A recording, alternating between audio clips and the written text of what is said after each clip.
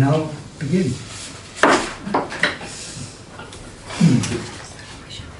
I will actually start by just saying that I've assumed the mantle of chairperson today because Christina has a sore throat, and she's perfectly welcome to chime in at any point. No problem. Thank you all to all members of the public, councillors and officers who are joining us for today's meeting. Councillors and officers are reminded of their commitment to the Civility and Respect Pledge and to be mindful of this during tonight's meeting.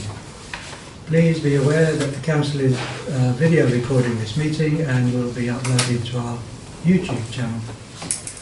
I would just like to highlight some key points of the meeting format. Please can I ask everyone to have their phones turned off or set to silent. Fire exits are via the doors out of the chamber, down the external fire escape stairs, or via the main entrance that you entered the building through. In the event of a fire, the lift should not be used. The assembly point is outside the Royal Mail Parcel Office on West Street. Please remain seated unless you are invited to speak or need to take a comfort break. The toilet facilities are out in the corridor you entered through. Members of the public are invited to participate in the meeting with the key points as follows. Public participation is limited to a maximum of 4 minutes per person and must be relating to an item of business on the agenda. As Chair, I will interject if needed to enforce this. When the public participation agenda item is introduced, please raise your hand to show you wish to speak and I will invite you to speak. If you are comfortable standing, please do so to ensure you can be heard across the room.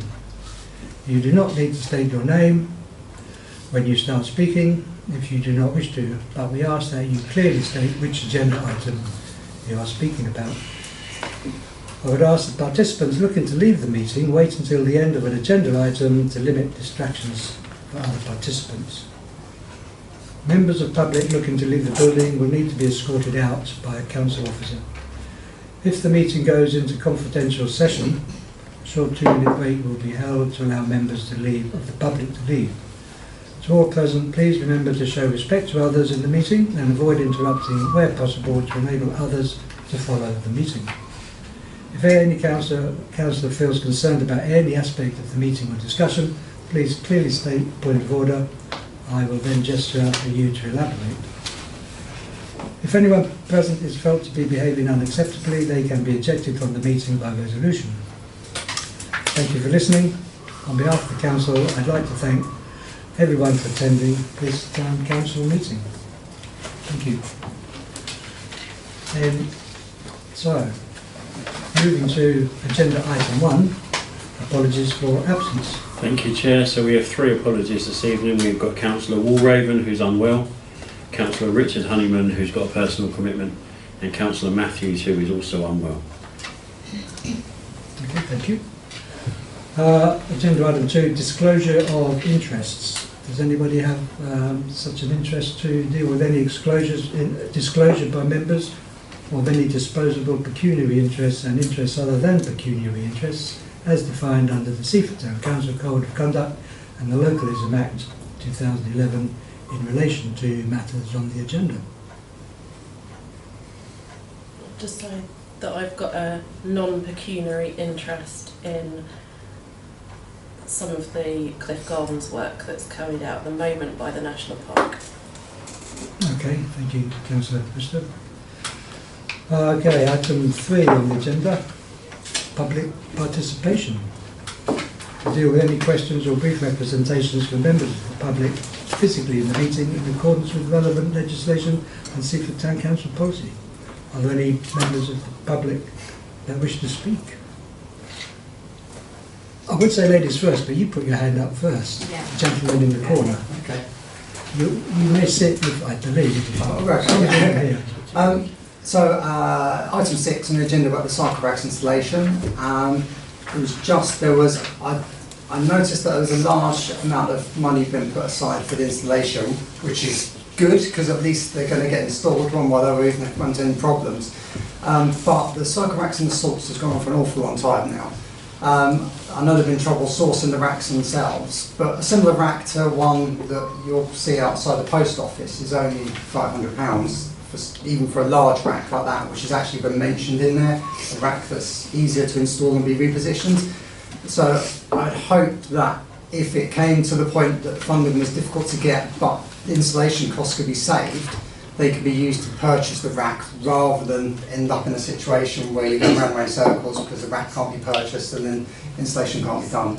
If that money could be reallocated to allow that definitely to happen, that would seem like a good way forward. That was all. Okay, thank you for that thought. Is there anything that we might respond to that on? So yes, when I introduce the paper, I'll make clear that we will be looking at all ways that we can make it as affordable as possible for the council. We put in almost a worst case scenario there, in the hope that we'll be able to make some savings on that. Okay, thank you. Please. Yeah, I just wanted to add to that. We've just had a cycle rack installed at the Mercury and it cost us £120 to have installed. I understand you might have grass that you have to install in, so it's more complicated. But I mean, in the Salts, the original rack was going to go by the tennis courts where the surface had just been laid, so you obviously know what's underneath there. So yeah, we were just wondering why a figure, that figure had been come true. Obviously, we don't want to be opposing the installation of bike racks. Okay, thank you for that, also. I might just, we did actually make some selections of locations as the cycle racks now with Paul Quadstream, and one of the areas was on tarmac. So maybe that might just... So that might make some savings, yeah. Okay, thank you. Can I... Oh, sorry. Can I just add for item number 7, just really pleased that the council are putting together a climate action plan. I know it's not mandatory, but yeah, be really interested to see how that progresses. Thank you. Okay, if there's no other questions, then we'll move on to agenda item 4, which is the golf course update report, which is all the way over on page 6. So I might just hand over to Simon Lambert to say, does anybody have any questions? Yeah.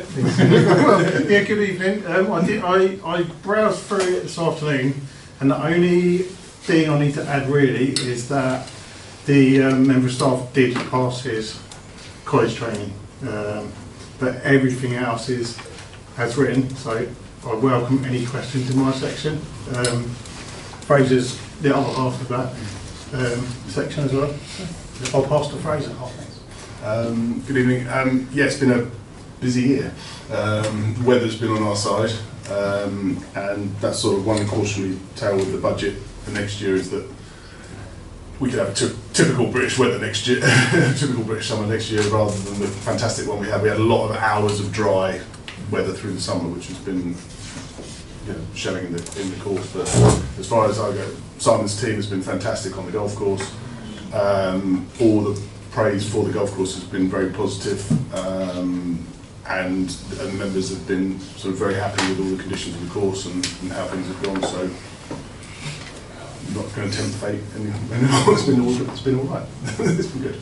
But have you taken any questions on the budget report and the figures that were in the report? Yes, we'll open that to the members here. Any comments or thoughts on the report? Councillor Weymouth. I'd just like to congratulate you on the lovely flowers, the pollinator area. If I go on the Dow Chicks Road a lot, and it's been I don't have a dog and I don't play golf, but it's been an absolute delight. Yeah, no, it's something that we've been looking at for a long time, and I guesstimate it's about a third of that road, and part of the budget setting process this year, Peter and I talked, and we've allocated, hopefully, if approved, a bit more money to do that full stretch, or at least 90% of it. So if that all goes through, then something to look forward to for next year. Fantastic. Yes, Councillor. I just wanted to say congratulations to staff member for passing the course. That's really great. And yeah, it's been a really good year, and definitely take that note on board. So it's great that you've been able to make the most of it. Sorry, Councillor Mead. Thank you, Chair. Yeah, great. The course is in fantastic condition, and you're looking after it brilliantly. I've just got a couple of things. About a month or two ago, I did send you an email about maybe looking at how we can cope with the visitors who go up past the 18th fairway. I don't know if you've had a look at that, Simon. I did copy another couple of people in. I think Peter was copied in. It's just an idea, and I wonder whether this committee could help in looking at that with you, or we ought to consider it because of the degradation to the path going up on the very steep. And it's turning into multiple tracks now, and it's encroaching even further. So that was one thing. I just wondered if, as a committee, we might need to consider that with you, or whatever. Yeah. So I've received the email. I looked at the plan. The route created a lot more issues on the golf course than others. But all I'd say is that Paul and I met with the person in charge, and Shannon will help with his position. He's in charge of looking after the King Charles Coastal Path in this area, and Paul had an on-site meeting with him, and we looked at rerouting it away from that area. We talked at lots of different options, and part of that plan is put into the relocation of the 17th Green 18th tee. So as we develop that plan and go to planning, then the rerouting of that, working with the coastal path officer, is something that's in our minds at the time as well. So yeah, when we get to that point, it'll certainly be useful to get as much input as possible. Thank you. One more point, Chair, please. I noticed that some time ago, probably 2 years ago, I think you planted a few trees on the very eastern side of the golf course, on that tee that comes up the fairway that lifts up. Yeah. And they've all died, and I've had people saying, why haven't they replaced them? Are you intending to replace it? So some of them have died, some of them haven't. That was part of our reshaping of the fairway, and the trees that we planted were actually relocated from self-seeded bits of the golf course. It was not the ideal time of year to plant the trees, but it was the ideal time of year to reshape that fairway and redesign the shape of the hole. So the ones that don't spring into life in the spring, then we'll look to replace. But some of the deciduous trees are still good, some of the evergreens aren't. So we'd probably look to plant with something more native, probably some hawthorn or something like that. Yeah. And it was whole oaks that haven't seemed to have done very well. But as they're non-native anyway, then we've used them as a barrier and as a guide for the whole, more than for their tree benefit. Thanks, Simon. Thank you, Chair. Councillor Taylor. Yeah, thank you for your report. It's very full and very interesting. Some of it I don't understand because I'm not a golfer. And it's like confession time. But I have walked up there. I walk up on Seaford a lot. I was wondering whether, and I might not be alone in not having what I would like to have, if possible, is a guided walk from you. It doesn't, you could pick the time and place, etc., and it doesn't need to be long. But it would just kind of help orient to some of the things that we're talking about in this paper, so I could see it. Yeah. You have obviously not been on one of our fantastic buggy tours. A number of the members of the committee here have been on our buggy tour. Right. They began when we were looking at relocating the green. Can highly recommend. And if, as and when the weather seems okay, I'm more than happy to. That would be great. To organise another one. Thank you. Yeah, that'd be good. Actually, yes, we do have at least one new councillor that won't have been a party to that original tour. Yeah. Thank you. So, yeah, no, more than welcome. I'm not sure what constitutes good weather, but it sounds like it's... Well, I've got waterproof, so that matters. Okay, so we should actually make a note of that in order to try and get that arranged. Yeah. Lovely. Yes. And we can visit the area that we talked about with the new green tea as well, and coastal path we can have a look at the same time. Yes. Okay. I would be interested in going on that. You will be invited.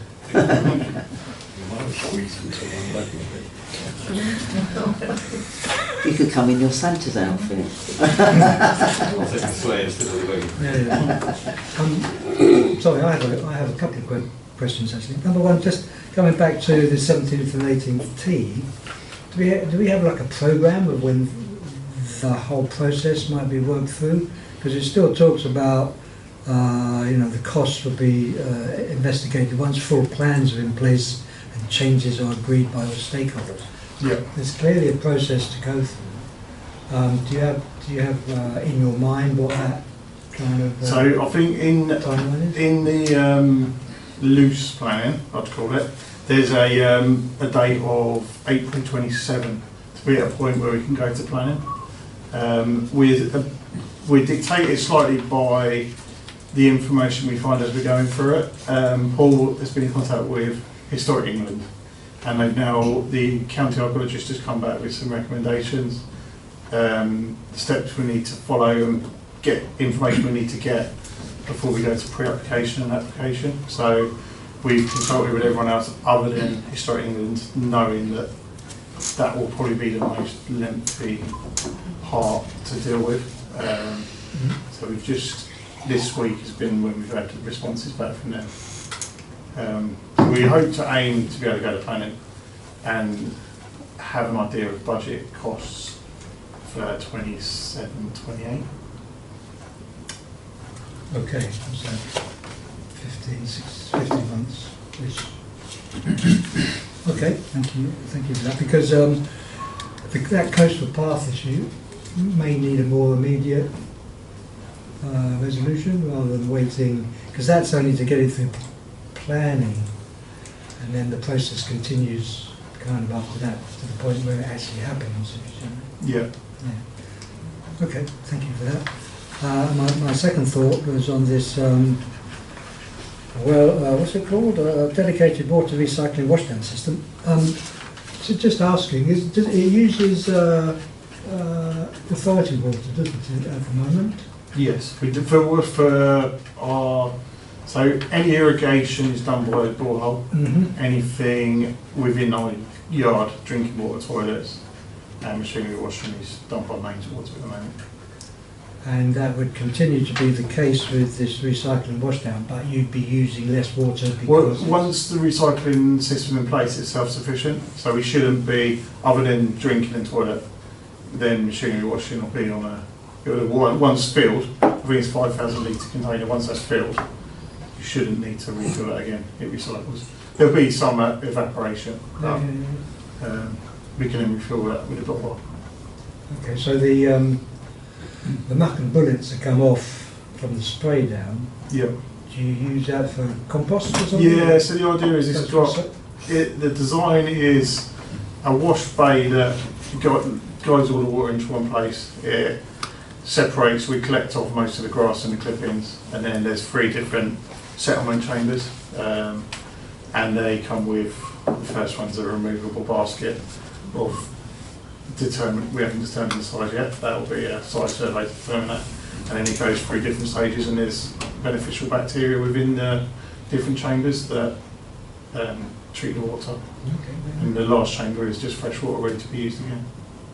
Okay, well thank you for that. Councillor? Thank you. Can't see you. Following on from what you've just said, the 25,000 that's in the budget, is that an exact figure or is that a broad? What's that? Sorry, what part? For this water recycling. So we've had a. Have you had sort of? We had a quote for the most suitable system. Okay. And that was an exact price. Yeah. Right. And what have you done today? You're going to put this into place. So what have you been doing up till now? If you haven't had this system in place, have you been? So we've got a. Because you say here that you'll contaminate the land if you carry on. Yeah. So how have you not done that So we've today? got a washdown bay, and we've got different gravels that separate it at the moment. Right. But it's the contamination isn't the biggest issue. The biggest issue is water recycling. Right. So at the moment we're not collecting any water that we wash off. Right, so with this system you'll then be recycling We'll be it recycling the water, back in so that it can feed back, sort of like you said, Yeah, back it's all recycling. self-contained. Yeah. They tell me that you should never have to refill it with mains water. They tell Okay. me that the volume is enough that rain will then top it Will up top it up, sufficiently. yeah. Obviously, depending on the summers and depending on How much rain we have. lose, yeah. But having the borehole, we will be able to top that up with borehole water then, Yeah, rather than mains water. So. lovely. Okay, thank you very much. Thank you, Chair. Okay. I think that might have done the questions. Thank you very much for your report. So, it is recommended to note the contents of the report. Proposal? Yeah. Seconder? All those in favour? Okay, thank you. That'll be passed, I imagine. And item 2 here, to agree the proposed new membership green fee, locker and buggy fees for April 2026 to March 2027 as presented in Appendix A of the brief. I think those are kind of in line with just inflation, so there's nothing controversial about those, I don't think. So, you have a Yeah, question? no, I was going to propose it and say also on the basis that the membership looks like it's doing pretty well at the moment, so let's hope for another good year. Yeah, And fingers I'm happy crossed. to propose Yeah. it. We've got a really good balance, as you can see from the income. It's a proposal. You're not wanting too many members Yeah. because you've got the visitors and the society. Yes, So yeah. we've got a nice sort of third Yeah. balance of everything coming in now. So it's it's in a good position. Okay. So, proposed by Councillor Bristow, seconded by Councillor Weymouth.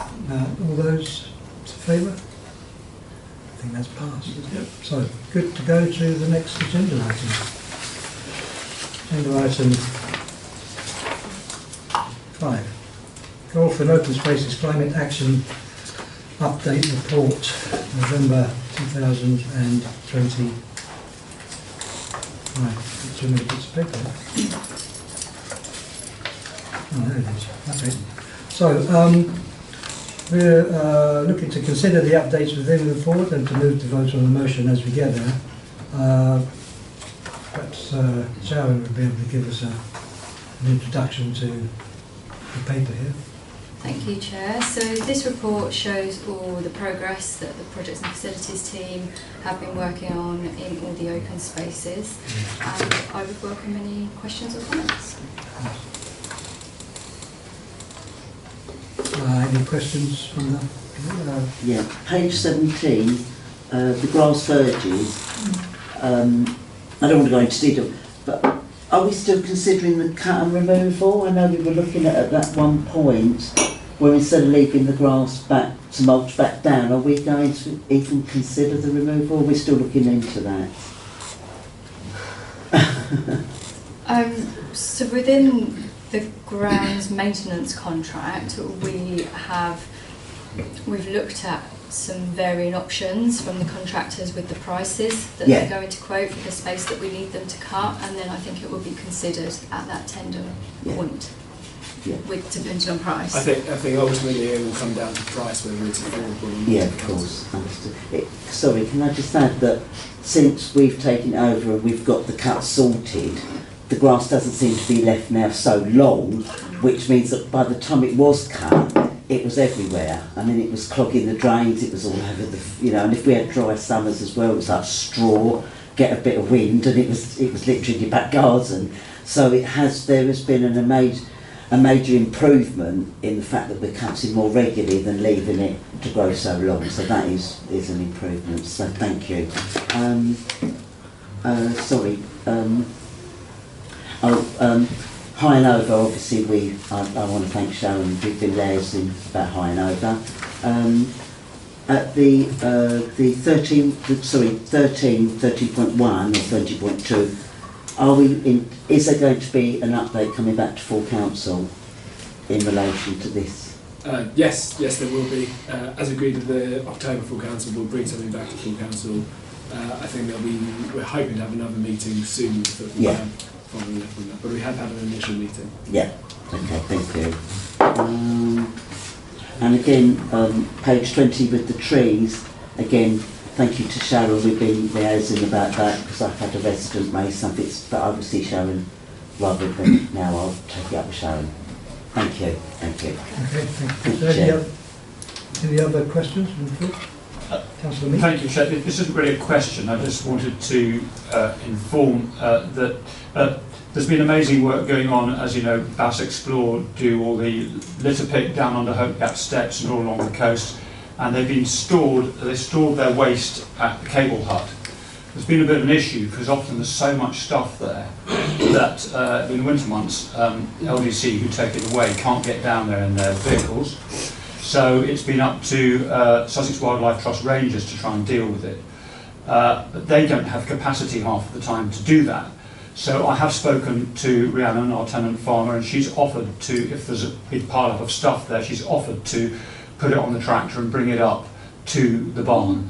It's just a question of what containers we put it in. And I'm in touch with the lady who's in charge of waste at Lewes District Council to get her suggestions if they can provide smaller bags or something that can be used so that the whole operation is better. And I'm going to try and be the liaison between the farmer and Bass Explore and the LDC so that the whole, otherwise we're ending up with so much litter.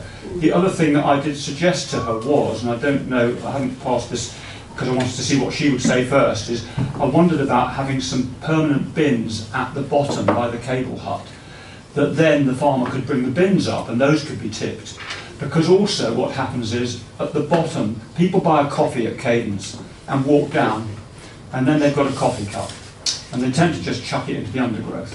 So if there was some bin at the bottom that they could just put it in, then it helps us to keep the whole of that area clean. Because I've got a lot of residents are complaining about the amount of rubbish that, and they go on litter picks, they're litter picking. A lot of these volunteers, they just go and do it by themselves. And you know, if we could just make it a lot better, you know, less impact on the environment, I think that would be good. So I'll report back and see where we get to with what LDC come back with. But I think it will really help to keep that area cleaner. Thank you. Well, thank you. Yeah, very good. Yeah, thank you, Councillor Mead. A view on the bin? Have you got a view on So I do, yeah. I think we just need to be very cautious because the bins will need to be emptied at least daily, if not twice daily. Yeah. And I think that's too much to put on the tenant farmer. So we just, and obviously LDC can't get down there in the winter. So we just need to be have a think about how we make them wildlife proof as well, and how we get them emptied. And we can have that discussion. Yeah, thank you. That could be an extra cost on our current bin emptying schedule that we haven't budgeted for. And we don't tend to have bins on nature reserves, and that's just about to become a supranational nature reserve. But if we don't have bins, we're going to have litter. I mean, this is something we've got to bite this bullet, because otherwise people are irresponsible. We need more signage. We know that. Sorry, Chair. We need more signage. We know about that, but that hasn't come yet. And if we can encourage people to be more responsible, if they're not responsible, at least make it easier for them to dispose of what they've got. And if we have to fund that, we'll need to fund it, I feel, personally. But I bring that to for the committee to discuss. Chair. Yeah, thank you, Councillor. Councillor Bristow, I welcome your update and the fact that you're liaising and trying to solve the problem. Something I will say, and I'll pick my words carefully, is that having previously spoken to the country park and the previous ranger and what happens at the other side of the river, I think it might be really interesting to, if you don't know already, to familiarise yourself with some of the issues that were down there and some of the philosophy to do with litter of that area. Might be better for a conversation out with this meeting. I do totally agree that the litter can be quite a problem, and whilst we may at some point decide to have a bin or a trial of a bin of some sort, I would also be very keen that Cadence up the top really encourage people to use reusable cups or bring their own cups, what have you, so that we don't have disposable cups left in the bushes. And and that we really try and minimise what's there. I'm also quite conscious that the flip side to this is when there are beach cleans and there is litter being left at points, it actually, as we found over at Tide Mills, attracts more litter to be left on the top, and that kind of makes more of a cumulative problem. So yes, I do think, you know, I hope that there's something we can do. This has been on the radar for a while, and definitely not personally opposed to trialling new things, but I do think we need to be a little bit cautious and just try and think a bit more widely and think what's happened in other places as well nearby. Okay, thank you, Councillor Bristow. Councillor Taylor. Thank you, Chair. This relates to, my question relates to the relationship between, if there is one, between the strengthening local relationships committee that just met recently, or group that just met recently, when there was discussion about verges and cutting, and this group, and because I'm not clear about who does what or which committee it comes up in, let me put it like that. So, well, who was in that strengthening, and I'm subbing on the strengthening local relationships committee, but it happened that some of the points that were being raised in terms of vegetation, I'll look at my fellow neighbours who live along the road, have to do with the vegetation as our end of the promenade, where the road comes under the bridge, by the campsites. Okay, so that was discussed in that committee, but I don't know, and I'm assuming that doesn't come in here. Is that right? I'll pass this to... Yeah, so I mean, through the chair. So, historically, East Sussex cut all of the verges. In recent years, they have said that they will continue to cut twice a year.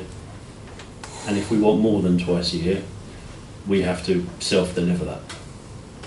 And they'll give us the money that they would have spent on 2 cuts, and we have to pay for the rest. So 2 years ago, it was agreed that we would take over our own urban grass verges. So we cut our urban grass verges. But what was discussed in the SLR, my understanding, isn't that, is it? No. It's the areas of you know, overgrowth and foliage that are still responsible, that East Sussex is still responsible for. Right. So it's a slightly different area of responsibility. And so it is appropriate that this is discussed. We've got 2 committees that are dealing with vegetation that's pretty much close together. It just seemed. Yeah, the SLR isn't really a committee. East Sussex basically offer all towns and parishes that they'll meet with us twice a year to discuss highways issues. Yeah. If we want to, and if we organise the meetings, and that's what the SLR meeting was last week. But it's not a committee in the sense of the town council hasn't got any control. It's more of a opportunity for us to talk to the county council about issues we've got with highways issues. And it was useful from that point of view. I thought it was useful. It was a useful meeting. I thought that's helpful in clarifying for me. Sure. Just trying to understand why, what's happening where. Okay, thank you. Okay, thank you, Councillor Taylor. Councillor Rutland. It's not in here, but where Exceed Bridge is being extended, or work is going on there, the road going down to it, there always used to be a pedestrian path along the side, but it's now terribly overgrown and can't be used. We are getting a lot of visitors coming from Seaford Station, and quite often people are walking down the road, which is very dangerous. Whose responsibility is it to reinstate that path? Is it something that we get involved with? Is it something that's someone else? Yeah, that would be Sussex Highways as well. Okay, it might be an idea to somebody give them a prod and say, with the amount of visitors and the fact that all the work's being done at XE, somebody needs to get their finger out and do something with that path, because somebody will have a very bad accident there. I think we have done that on a number of occasions, and I believe Councillor Bristow has done it, because I think I've seen emails from her as well. Excellent. It's just that there doesn't seem to be much movement on that. Okay. Yeah, just very quickly, I think East Sussex County Council, I can't remember if it's Councillor Adeniji or Councillor Lambert, I've got a feeling it was Councillor Lambert raised that as well. And I think there was some debate somewhere along the line from county and rights of way whether there is a right of way down there, and I know that a few years ago, actually, some colleagues of mine, when I was at the canoe club, were trying to get it reinstated, because I certainly remember using that path to go to work when I used to work down there as a teenager. So, yeah, with the amount of visitors, I think it's a bit maybe outside the scope of this particular meeting, but something that we could always discuss after, and yeah. Well, also, it's nice to see the work progressing on Cliff Gardens. Well done. And it should be finished in about a month or so. Would that be about right? Each of the 7 beds are going to take a month each. A month each. Okay, so I think it's April that they're talking about. Okay. Yeah, I think May, June now. Okay, you go May, June. Okay, that's good. So I think Councillor Mead. Oh yes, sorry. Thank you, Chair. Just on the back of Councillor Rutland's comment about the footpath, in the interim, and because we pretty much anticipate that East Sussex County Council won't be able to do anything about it, would it be a good idea to have right at where that footpath starts, by the top of Chington Lane in fact, have a sign saying footpath to exit is down Chington Lane and then to the left, so that it takes people away from the highway. Yeah, that's a good point. Because this might be another of our signage comments, Sharon, where we can get some signage, because it is going to be very dangerous. I've seen people walking down, it's a really narrow road and people drive fast. Thank you, Chair. Councillor Dyer, I think. Yes, sorry. Just following on from Councillor Rutland's comment about Cliff Gardens, is there a team of people working down there, or is it just one gentleman? Because I've only seen one gentleman ever work. Is that all it is? Just one person? So we've had a team that have introduced the cycle path, and they finished that part.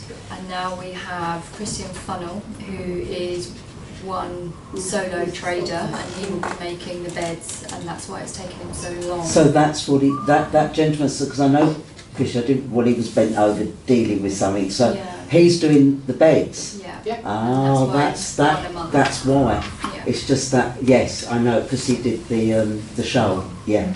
Yeah, okay, thank you, that answers the question. Thank you. Short slow, isn't it? Nice work. Councillor Bristow, was it?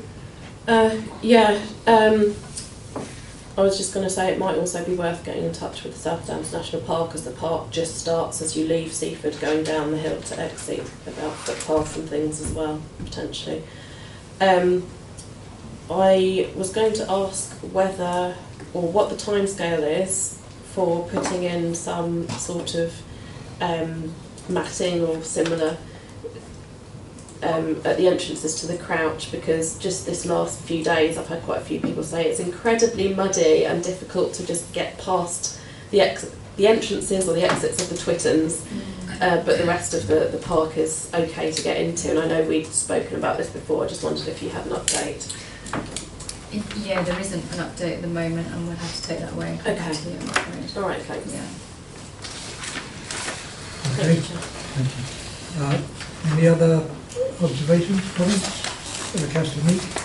Sorry to come back again, Chair, but I just wanted to pick up on the cycle rack situation, which is quite rightly being raised again. I really do think that there really isn't much excuse that we can't go ahead with the salts. If the cycle racks are that inexpensive and it's very easy to put them into solid ground, I understand the problem at South Hill Barn, where you've got to have a concrete plinth put in and all that goes with that. But this has been asked for, ages and ages ago, and I think, it is really like wading through treacle. We should be able to come to a decision about this, surely, this winter, so that we've got something for next summer.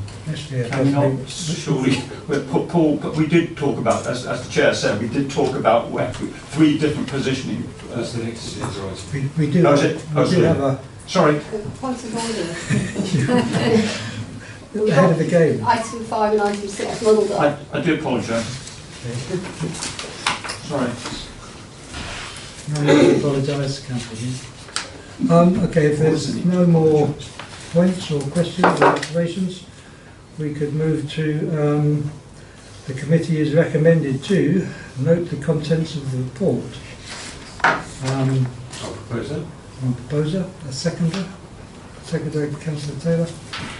All those in favour? I think that pretty much passes. Very good, unanimously. Okay. Does anybody wish to leave the meeting as we at this moment? I'll stay for budget. I wouldn't normally get his budget.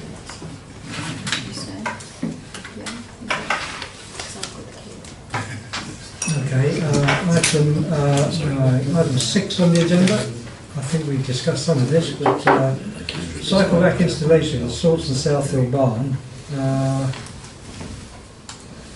Does anybody have any particular comments on this? Peter might want to introduce this one a little bit. So yeah, so I'll take the paper as read. I would just reiterate 2.7 that the officers will endeavour to keep costs as low as possible in this, and I welcome any questions. Councillor Will.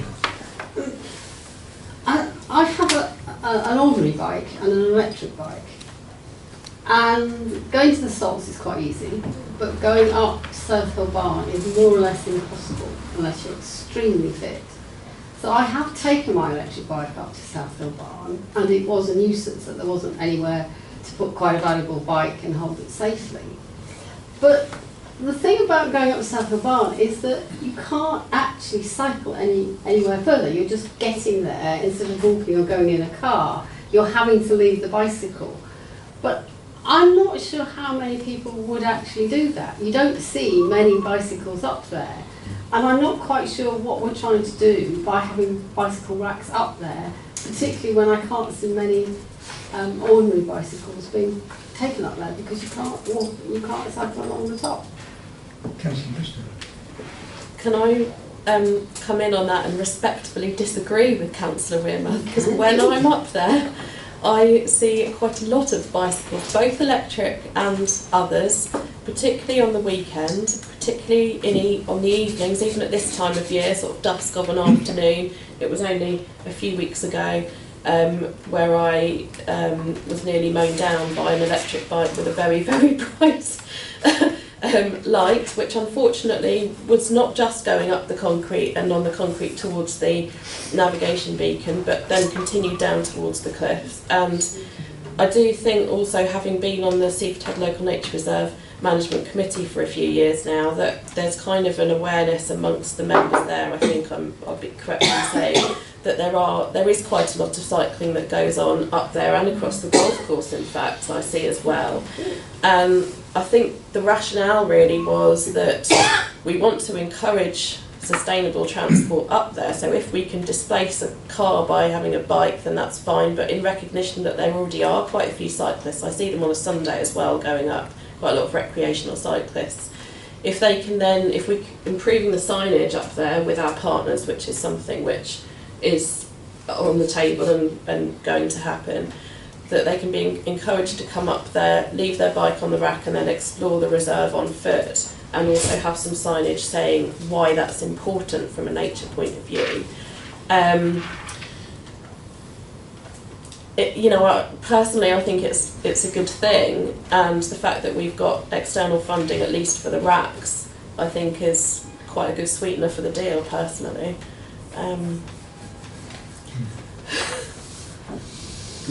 Back to Can I come back to this? It strikes me that spending £4,500 to take a bicycle rack and put it firmly in the ground is not a good use of public money.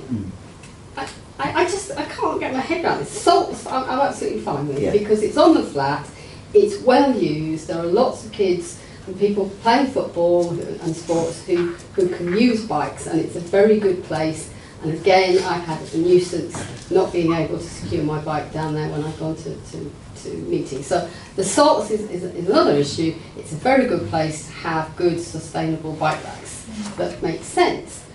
But spending that amount of our money to do something because it's got to be put in the soil of Seaford Barn makes no sense to me whatsoever. Why can't we just have a couple of hooks that you could attach bikes to on the wall, for example? You don't need a bike rack for the number of bikes that I think are going to be up there. I mean, correct me if I'm wrong, but you know, it just seems like an enormously expensive hammer to crack a nut, really. Thank you, Chair. I mean, you may not have noticed, but there are actually hooks in the walls already up there. I think they were for horses. That's what I do with my electric bike. I don't know if they're going to be particularly strong, actually. But the other thing is, the concession we have up there is a cycling concession. That's what they do. They're a cycling club, and they've got 7 or 8 concessions all over the county. So presumably they're encouraging people to cycle. I think I do back up Councillor Bristow here. The idea is you get there and then you can walk onto the reserve. We've got to buy into sustainable transport. I really do think we have, even if you find that not so many people do it. But if there is a facility to lock your bike up there, maybe more people will. Otherwise they're going to say, well, I won't take my bike up there because it's probably going to get nicked if I go on the reserve. See what I mean? I mean, it's a lot of money, I agree, for putting a lump of concrete in the ground, but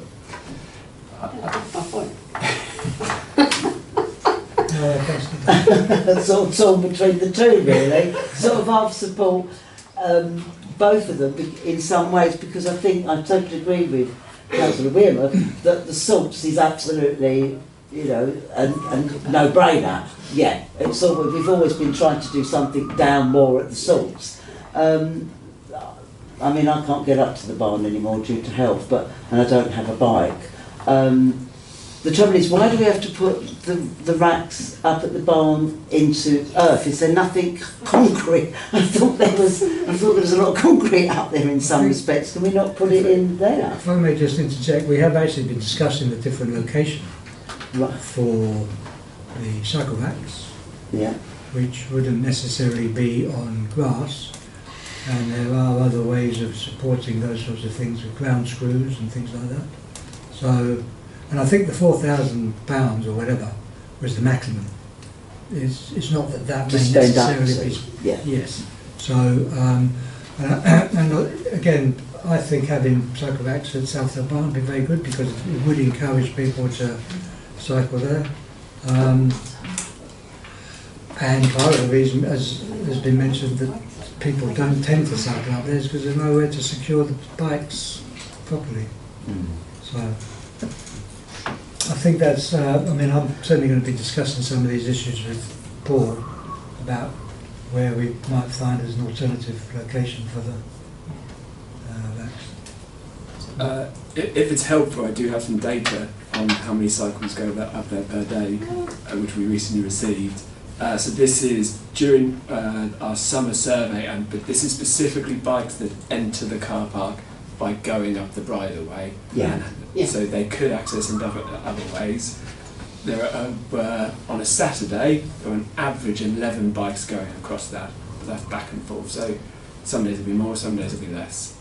Some might be going through, some will be going in, coming out, we're not quite sure. But 11 went across that entrance, we know, on an average day. And having cycle racks may encourage more people to do that.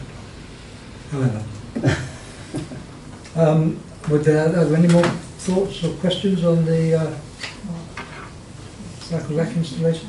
Actually, just sorry. I'm not sure if I'm entitled to, obviously I'm not voting on anything. My opinion is, I think it would be a good opportunity to then have a sign saying, please leave your bikes here. Because we get bikes on golf course, we get places they shouldn't be, so probably encouraging them to have an area to leave them and giving information to say that this is where you can leave them safely would help beyond the other aspects as well. Yeah, and that ties in with the signage that was discussed a week ago.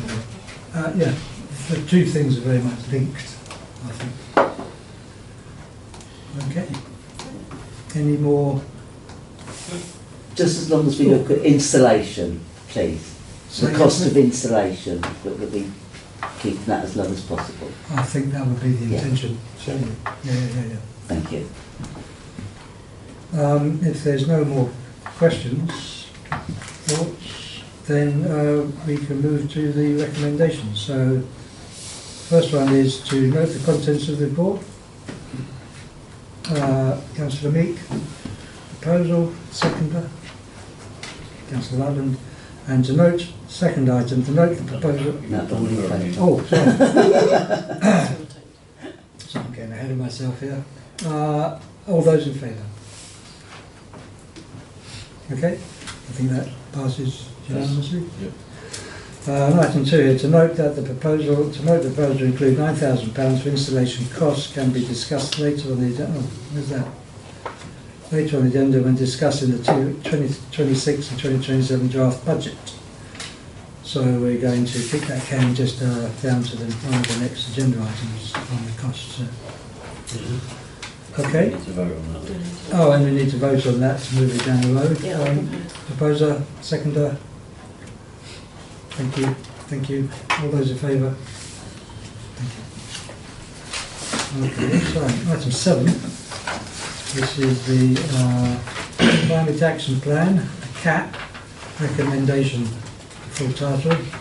This is the report. The purpose of the report to obtain a recommendation from the Gospel Committee to full council to adopt the Climate Action Plan. So, any comments or observations on this? Introduce it quickly. So please, Peter. This paper is in reference to Strategic Plan 6.1, Part A, and that is the working group and officers to pull together final proposals and obtain approval from committee and full council. So to be clear, the policy, which that strategic plan also refers to, will be coming at a later date. So this is just the action plan. Prior to discussion on this paper, I'd like to draw attention to 3.3 of the paper. As stated, so what I've stated there, that the creation of the plan itself will not incur costs. However, since I wrote this paper, we have had meetings with Sussex Wildlife Trust, who would be delivering the changes to the conservation up on the Seaford Head Nature Reserve. The indicative cost at the moment would be approximately £12,000 a year to actually implement any plan, and that would be to remove scrub and to get us into that improving status. So what we're approving here is to develop the plan. However, we would be looking to include in the budget for next year £12,000 to be actually able to carry out our work. The £12,000 represents 20% of the cost of the works. The rest will be covered by the Countryside Stewardship Scheme, so that'd be fully funded through Natural England and the Rural Payments Agency.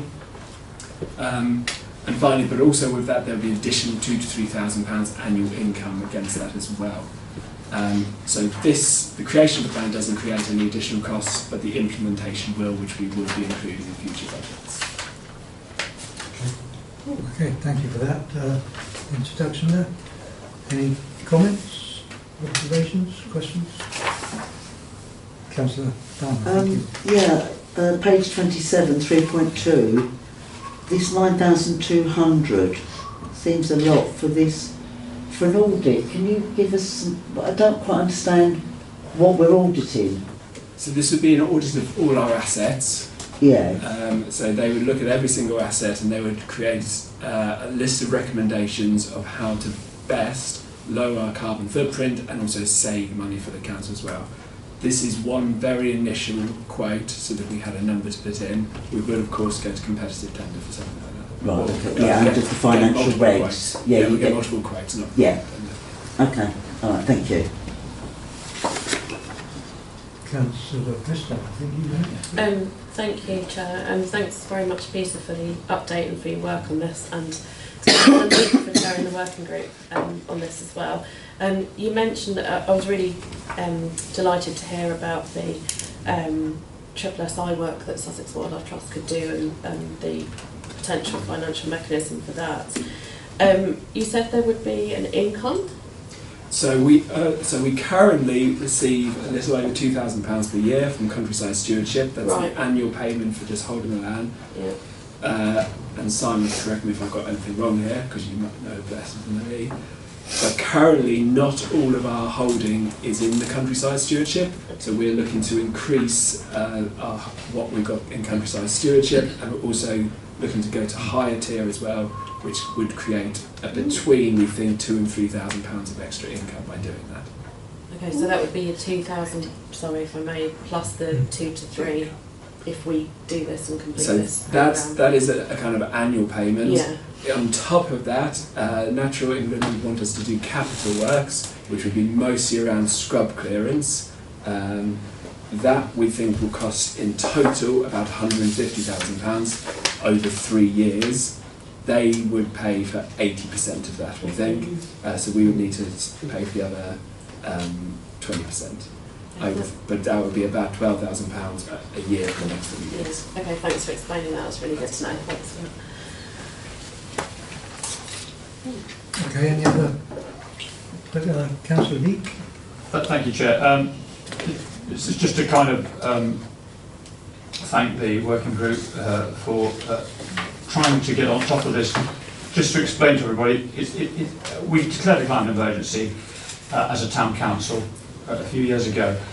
It's actually really difficult to identify things we can do that make a big difference as climate action, because a lot of it's very small scale, can be, but it's easier for bigger councils because they can reduce carbon footprints very easily if they've got fleet vehicles and things like that, which is what Lewis District has done by converting their waste disposal trucks to electric, and they've got the little food trucks now all electric, and they're now actually, Lewis District are just in the process of redoing the whole of their Robinson Road depot. We've just given planning permission for that, where all the vehicles will eventually be electric. There's going to be a new kind of electric supply, which obviously has to be an enormous supply, to charge something like 20 or 30 vehicles overnight, so that they can go out every day. So these are things where, if, for instance, Lewis District can make a big difference. We don't have fleets of vehicles and things like that. We've got things that we use on the golf course, but as Simon has explained lots to us, it's very difficult to get electric versions of that, and they're doing great work to try and reduce their carbon footprints, which is great. But just also to say that this is climate action plan is also allied with the climate emergency plan, which we're trying to develop as well, which hasn't quite come to committee yet. And this is something where we maybe will be able to make quite a lot of difference in what actions we could take in emergency situations. The action plan is mitigation that we can do, but when it actually comes to emergency situations on a seaside town, we do need to have some things in place, and I think it's worth noting that there was a national emergency briefing today up in London at Central Hall in Westminster. And I think at last, this is going to be taken very seriously, and I hope that when that does come out, that they're going to make a report from it, that we will take that on board and be able to kind of share it with people, because we all do need to realise where we're going. Thanks very much, Chair. Any other thoughts, comments? So I'm just looking at there's the 4 items which are on the interim climate action plan. The last item, Item 4, is the staff training on climate awareness. But we just need to identify some various classes. That could be there. Yeah, so that could be. We've already identified. Within our existing suite of training modules, we have an environmental module in there, so that highlights many of the topics covered in here. Councillors allowed to join that? You are, if you wish to take up that one. We'll give you access to that. Okay. Okay, in that case, we'll move to the recommendations. To note the contents of the report, may we have a proposer? Councillor Meek and the seconder. Councillor Dunn, thank you. To recommend the climate action plan for adoption by full council. Oh, And indeed, we need to vote on all those in favour of item 1. Sorry about that. Okay, that's it. Number 2, and that's pretty much unanimous, I think.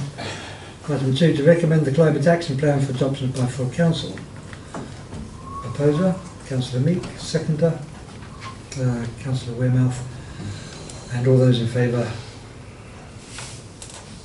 Okay, very good. Also passed unanimously.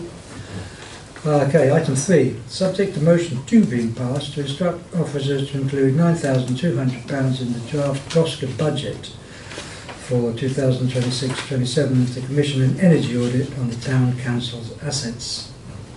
Do we have a proposal for that? Councillor Meek, second. Yeah, I'll second that on the basis that it'll actually be a good thing to look at how to save money in the long term as well. Yes, thank you. Councillor Bristow. All those in favour? Unanimous? Thank you. So, that's 7 on the list. Moving to agenda item 8, which is Golf and Open Spaces Climate Action Income and Expenditure Report up to the 31st of October 2025. To consider report 104-25 informing the Golf Open Spaces and Climate Action Committee of Income and Expenditure up to 31st of October 25. So, I think I might pass over to Lucy if you be able to elucidate on some of this. Thank you, Chair. As you just said, this report sets out the Town Council's income and expenditure for the period of 1st of April to 31st of October. Appendix A is the detailed report exported from our accounts package, and Appendix B summarises the key variances, including those previously reported earlier in the year. I'm happy to help with any questions you may have. Yes, as ever, exceedingly well laid out. If anybody has any questions or observations, I'll put it to the committee. I would just commend Lucy for some excellent work, because finding a way around a balance sheet is not necessarily very easy for people who don't read a balance sheet very well. But this is crystal clear, very straightforward, very good work. Thank you very much for your efforts. Yes, thank you. Any other observations? Councillor Meek? An observation, thank you, Chair, and I did mention this privately to a couple of officers. I just feel, it's me being pedantic maybe, but 1007 under the golf course, I just feel it skews the accounts rather to include the air traffic fee that we receive as part of the golf course income, because it's not actually anything to do with the golf course. It just happens to be on the top of the Seaford Head, and the golf course happens to be around it, but it's nothing actually to do with the golf course at all. And I feel that that ought to be included in the Seaford Head income somewhere, because otherwise it's as if the golf course has earned it, and I don't think the golf course has earned it. I think we've got it because it happens to be on the land that is ours on Seaford Head. I throw this out here and I would love someone to defend it. Probably about the 7,000 questions we have every year for what it is. Yeah. we get the time and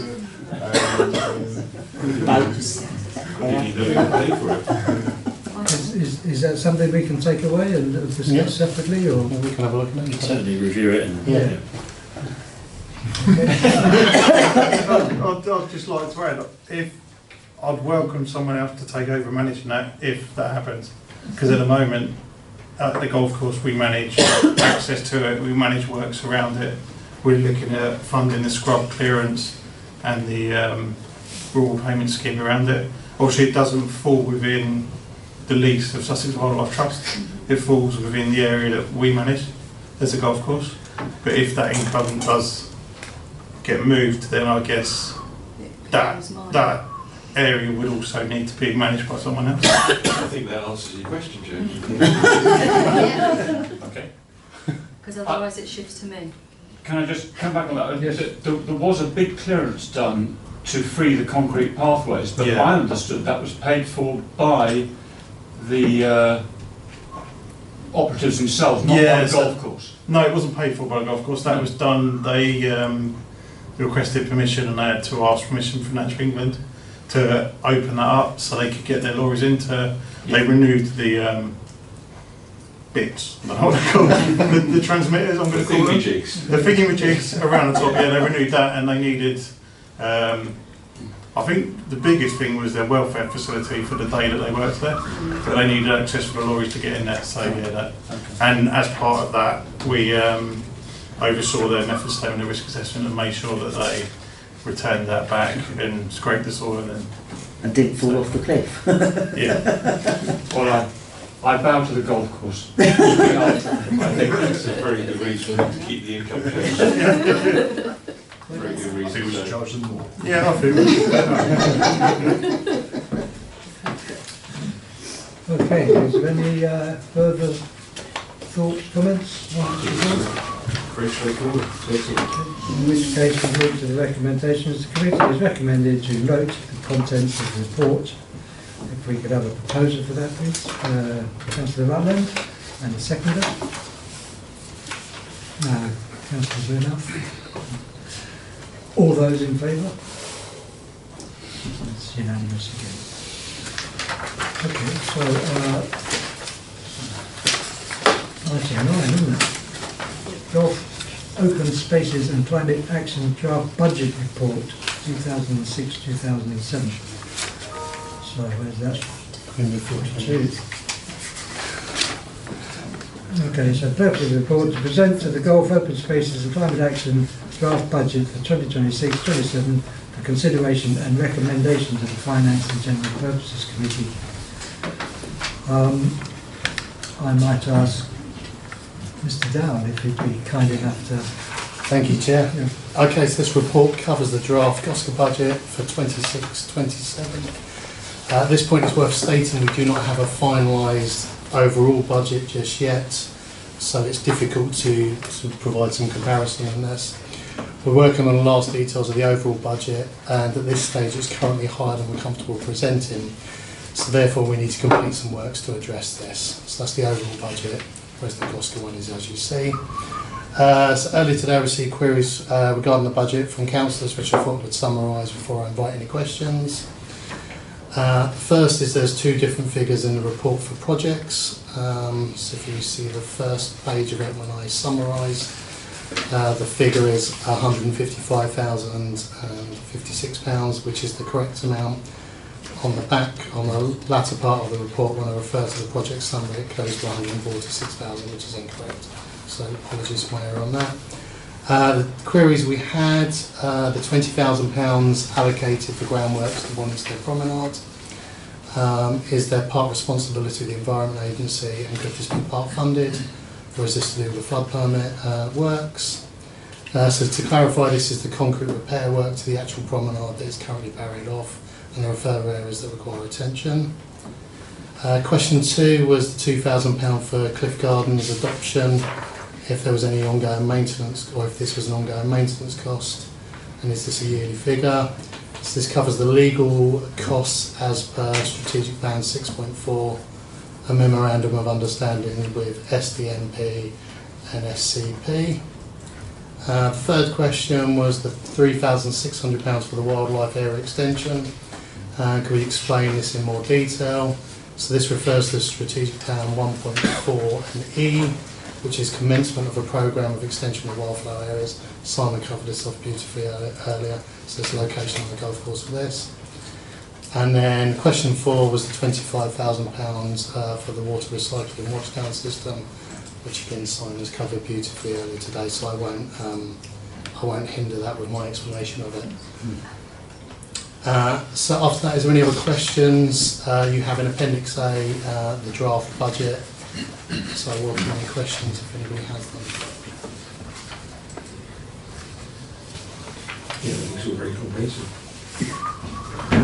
Yeah, can I just check with Darryl that the 2,000 is going to be just literally a one-off amount? Because you said it's for what it was. Yes. So yes, it's for the legal fees. So in the response to this earlier, because That's a very good question. That's the one-off. We are still, and Peter, correct me if I'm wrong here, we are still yet to agree the actual agreement, the overall agreement, and there might be some ongoing maintenance costs for Cliff Gardens, very small amounts. Yeah. Correct me if I'm wrong. Yeah. Anyone further down the table? Yeah, we're still working on the management plan of Cliff Gardens with the Seaford Community Partnership. Yeah. So we're still working on the details of that, but it may be that there will be some maintenance costs going forward. Yeah. Yeah, lovely. Okay, thank you. Councillor Meek. So it's me again, I'm sorry. I just wanted to an overview of how the grounds maintenance contract works. I mean, will any contractor have to fit in within the scheduled cost that you've identified, or will they then bid higher possibly? In other words, what is our liability for it actually costing a lot more than we might have initially anticipated? Because who knows what any kind of costings come up, and if we end up with a supplier who's maybe the only one who can actually do it, fulfil it properly, and then we find that the budget is hugely more, are we going to be in an invidious situation where we're going to have to kind of raid reserves and things? Through the chair, I think in answer to the question, obviously we need to wait until we've received the bids back, and then we need to score them based on the matrix that we produce, which is not just on price but also on quality. Yeah.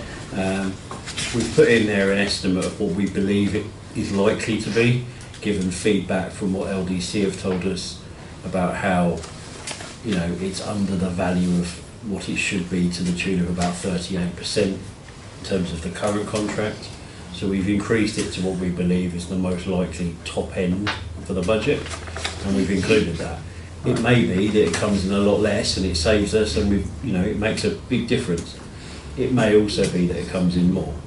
We do have other meetings between now and the end of January when the budget is approved, where we will raise that with councillors and make you aware, and councillors can then make a decision about whether everything else stays or whether we need to move the budget around accordingly. Okay, thank you. It's our best guess as an estimate. Yeah. Thank you. Thank you, Sean. Okay, very good. That seems to have exhausted the queries. Can I just? You may. Yeah, it's a bit of a silly question, but page 47, 325, the toilet hire.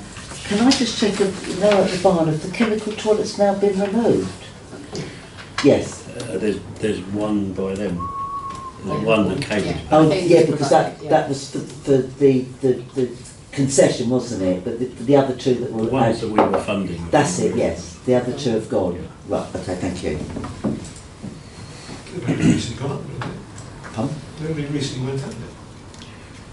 In the summer holidays we put two more up there because they weren't coping. They could only take about 100 people before they fill up. They were the ones that were down by the Montalec? No, they were compostable. They hadn't gone out. Okay. Obviously, cost purposes. Well, if there's no more thoughts, comments, observations on this, then I'll move to recommendations. The committee is recommended to, let's take the first one first, to recommend the draft Golf Open Spaces and Climate Action Committee budget for 2026-27, recommend to the Finance and General Purposes Committee for consideration. If I have a proposer for Councillor Lutman, thank you, and a seconder. Councillor Dunn, thank you. All those in favour? Yes, that's a unanimous vote. The second item here, to note that the figures relating to the grounds maintenance contract are not yet known due to the ongoing tender process, but that following full council approval of the preferred contractor, these will be updated in the draft budget being presented to full council in January 2026 for final approval. If we have a proposer, Councillor Christo, thank you, and a seconder, Councillor Laland. All those in favour? That's it. Through the chair, if I can just explain that last point, because of the value of the grounds maintenance contract, it needs to be approved by full council, not this committee. but obviously it affects this committee's budget. So this is the best way we can do it to push it through the process, which is why we've got an extraordinary full council beginning of January to make that appointment, to give us a month before the end of January to change the Goscoga budget round if, like you suggest, there's a big difference. Thank you. Okay, thank you for that. Sorry, Chair, can I just say, I forgot to ask that, I really would like to thank Lucy and Darryl for putting up with my questions over the last day. Duly noted. Yeah, I really want to say that. I didn't get a chance to, but thank you so much because they did really put up with me. Thank you. Okay, no problem. It seems like we've reached the end of this particular... Oh, we've got another one. What the hell's that?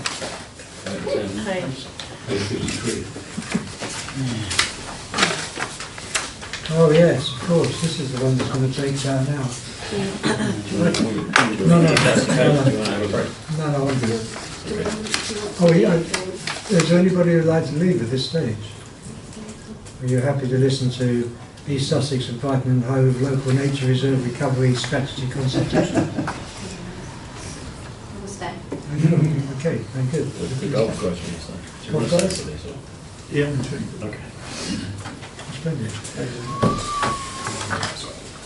Okay, whilst I thought we'd reached the end, item 10 on the agenda is the East Sussex and Brighton and Hove Local Nature Recovery Strategy is to consider report 107/25, allowing the committee to consider the consultation on the local nature recovery strategy and agree the town council's response. So, To quick introduction. Yes, please. Yes, please, if you would. So, as many of you may know, the East Sussex and Brighton Hove councils recently have produced their draft local nature recovery strategy.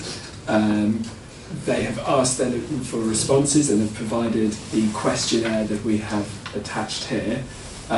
Because of the nature of the questionnaire, and I think some of the questions in particular will be difficult to answer as a group, we're asking you to delegate powers to myself, working with Councillor Bristow, to actually formulate the detailed answer of this. So therefore what we would hope for today is if you have any questions specifically or any responses that you specifically want us to include in that you give to that. And if you could refer to the question you're referring to, then I'll make a note and include that in our response.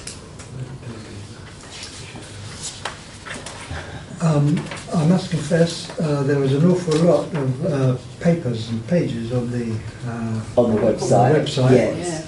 Totally agree. I've got lost. I did try. Yeah. I've got lost. Well, I'm not the only one. Botany degree to understand it. Yeah. But others, there might be others like Councillor Bristow who make a comment. Thank you very much, Peter, for the introduction. I think I'll just sort of wind back a bit and say that this has come up. I mean, I've been aware of this for some time, partially through work, to be honest, but it also came up because Lewes District Council had an event in September where they have an annual event on the Lewes District Council climate and nature strategy, and for the town and parish councils to come and see what districts are doing and how we can work together and so on.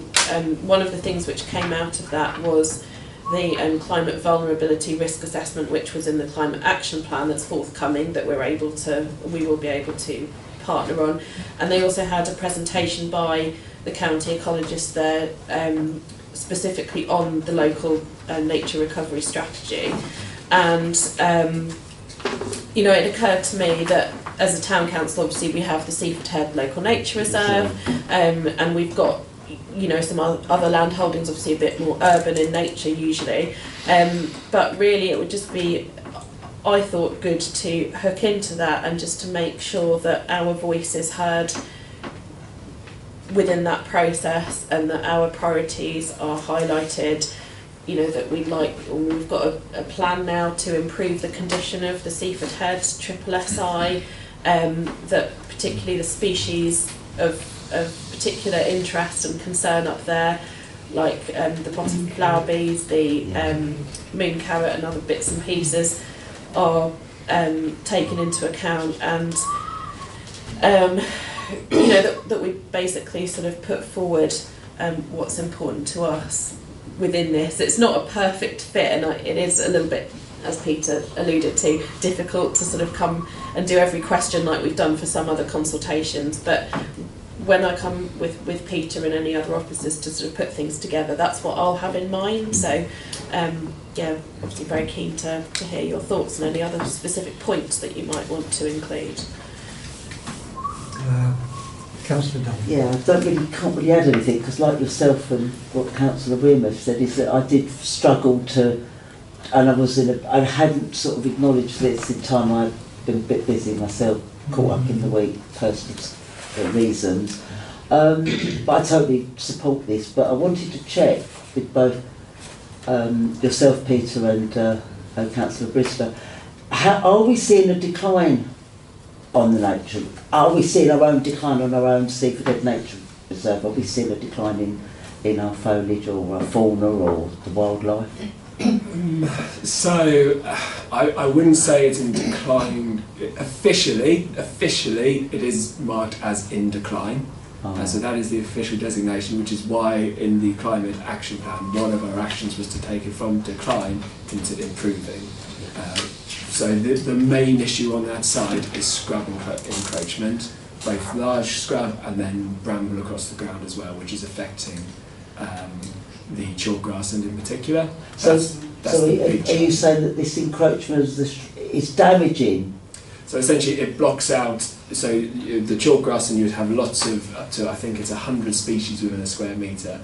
But once the bramble, which is a more dominant species, once that covers it over, none of those other species can come through. So we need to get that under control, which would be a mixture of cutting and collecting, grazing, but also investigating a new system of electrocution of the bramble.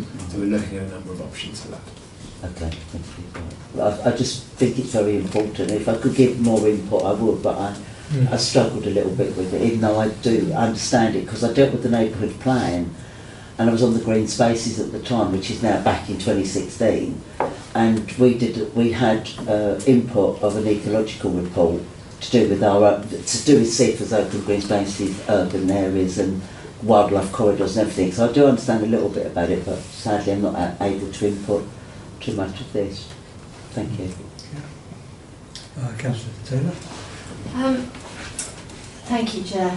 I've had Christina and I have done a number of walks up the other end of our ward, our boundaries, pushing it. I'm talking about the Bishopstone end now of the, which is some of which is in the national park.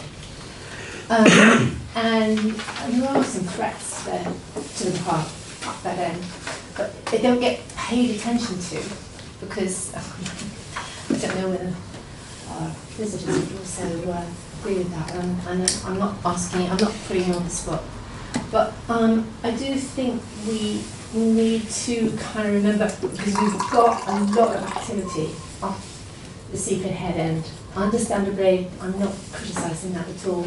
I'm just saying the other end is also something we should consider. And I'm not sure how we do that in a way that it gives it a bit more priority. I mean, you and I had a very preliminary conversation about this. And I think it was partly in response to a development, a local development in that area that always started to raise questions about what was happening. Through you, Chair, if I may. Thank you very much, Councillor Taylor. I think it's a great point, and I love walking around Bishopstone and that area of town, and I am enhanced by your knowledge, aware of some of the issues that are around there. In my mind, I had really thinking about Seaford Town Council's actual land holdings when we respond to this, because obviously, although we've got ward councillors all over the town, our actual land isn't over in Bishopstone. But what I would say is that I think, can't remember when the actual deadline for this is. I know we had a few days extension, but you may be able to respond, you know, if as a ward councillor yourself, anybody can actually respond to this, or if there are, you know, particular resident groupings or associations in your village which you would like to respond to. So I'd encourage you to think about putting in a response anyway. But I mean, unless anyone particularly disagrees, that really the way I would look at it is. Absolutely, I think they specifically ask for for landowners who manage SSSIs and other important nature areas to give this feedback, and I think for us it was focusing on us as a landowner. Right. Thank you. Councillor Meek. Can I just comment that I would be very happy to delegate to Peter and Christina to do this, because I think it's quite a specialist thing. I know Peter's got a lot of expertise and history in that kind of land management. But I just wondered whether you will, in fact, will you be consulting with anybody else who's an expert on that chalk down, and whether it's the Seaford Natural History Society, will you have time to do that, or certainly Sussex Wildlife Trust, or will they be doing their own feed-in to this as well? So I don't know if they're going to be feeding back on this specific thing to Sussex and Brighton and Hove into their plans. For our improvements that we want to make to the SSSI, yes, we're already consulting with Sussex Wildlife Trust, and now we with Natural England as well. I'm going to ask for a little quick informal conversation with councillors after the meeting as well about Seaford and Natural History Society and doing some work with them. Thank you. Sounds good. Okay, thank you. Any more? So I think that's where we leave. We're going to leave it to Peter, delegate to Peter and Christina. So the recommendations: the committee is recommended to note the contents of the report. So the proposer, Councillor Rutland, and the seconder, Councillor Wearmouth, and all those in favour. Yes, that's unanimous, I think. And item 2 is to delegate power to head of place in consultation with the chair of the COSCA committee to agree a final response based on the comments raised at the meeting. To be proposed by Councillor Meek and seconded by Councillor Dunn. All those in favour? I think that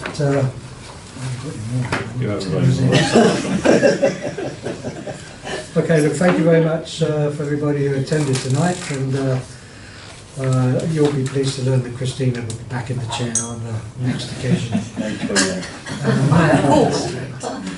8:28, I'll call the meeting to a close. Thank you. Thank you for